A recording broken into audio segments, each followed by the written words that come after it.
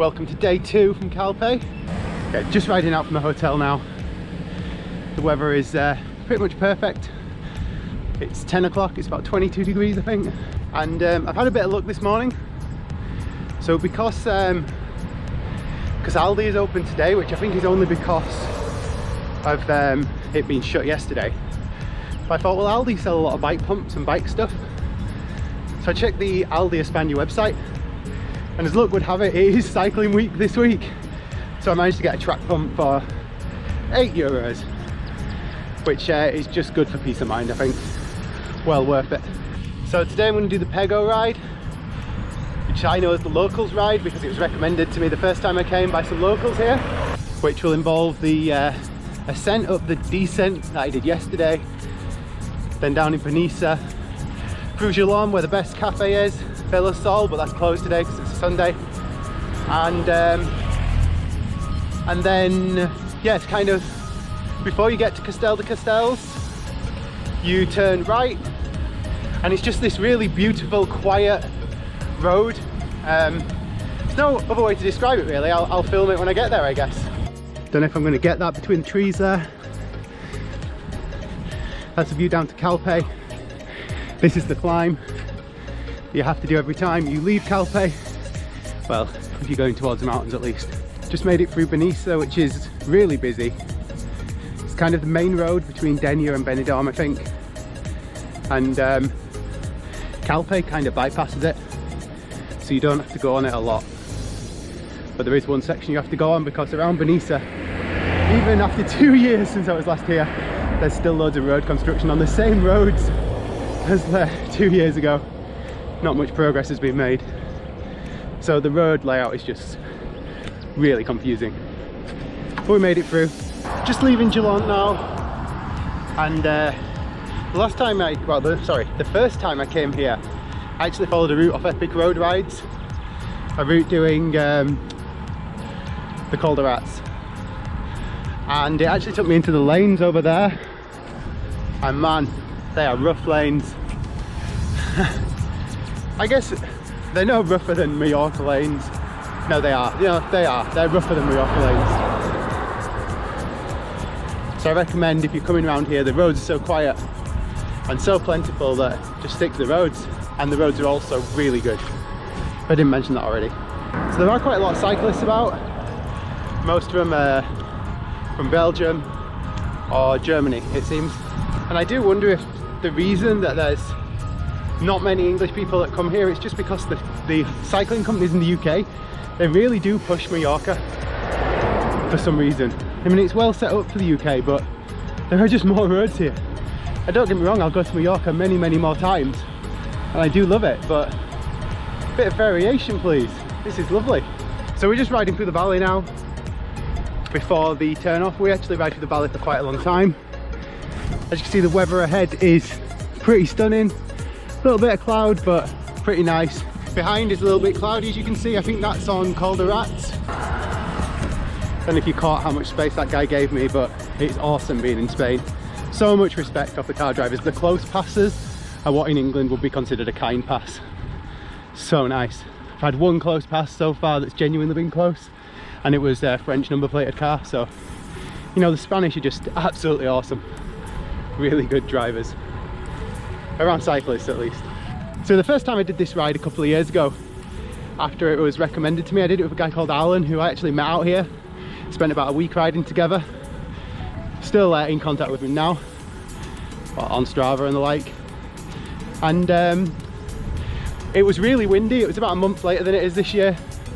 Really windy, and this guy kept letting us pass him so he could shelter from the headwind. And then we kept slowing down, so he passed us and then he'd do it again. Really, really annoying. I'm glad to say at the moment there's virtually no wind.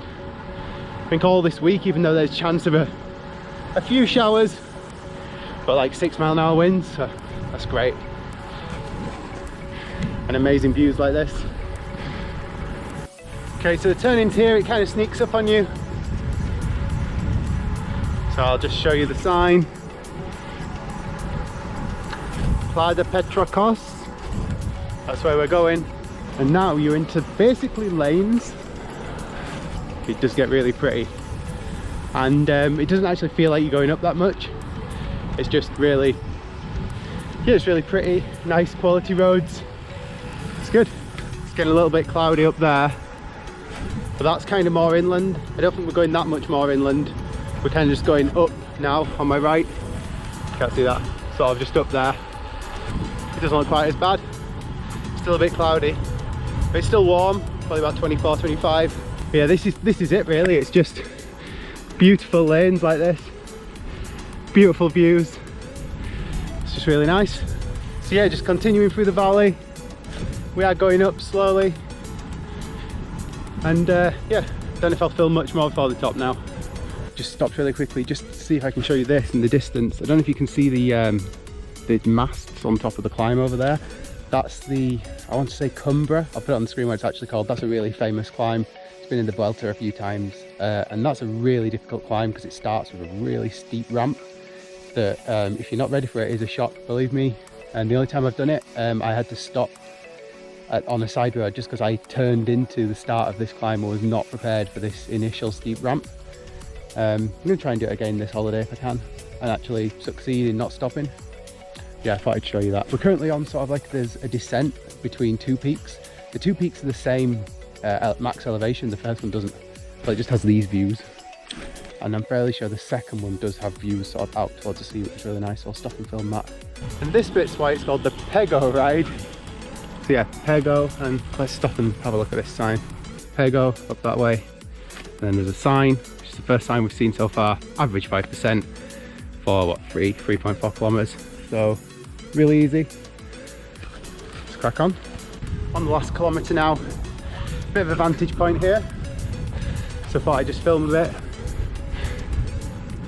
So we're going to be descending right in front of us where the sky's blue. How lucky is that?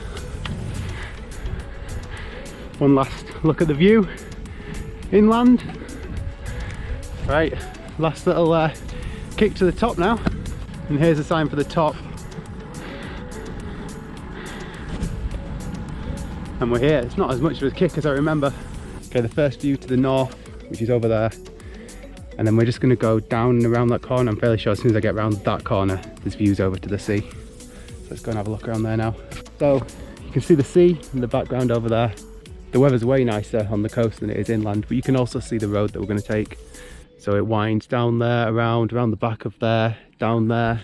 If I just put that there, you should be able to see it sort of goes in here and round. So yeah, really awesome route. I'm going to put the camera on and film that now.